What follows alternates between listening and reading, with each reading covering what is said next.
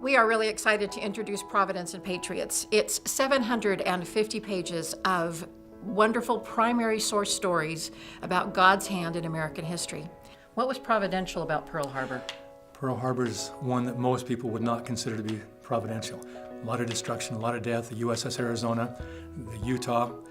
We look at that as a time of total destruction, and it was horrific destruction. But what we don't realize is that there were 5 or 6 providential events that took place there at Pearl Harbor that allowed the American military to carry on.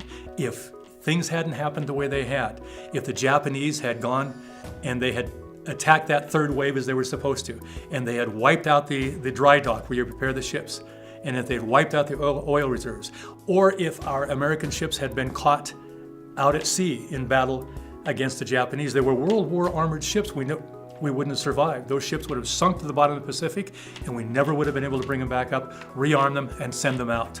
So there were so many providential things that happened even in the midst of these horrific things. Today, we see time after time what this generation is going through. They're going through so much more than even the previous generation had to go through. One of the reasons for this book is to kind of bolster these kids up. They can't stand on their own. They're going to need to be able to reach into books like this or to teachings that they've been given to give them strength to carry on. And if they're not taught that God will be there, if they're not taught the importance of God's hand in history and how He can literally raise up great nations from nothing, great armies can be defeated, they will think that they stand alone. We sometimes think that as we look back, and because the textbooks of today have been secularized, we think that it was all man. If it's all man, man can be defeated.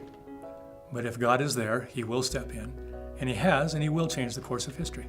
And I think this book helps them see the patterns and the principles and the miracles that He performed all the way through history.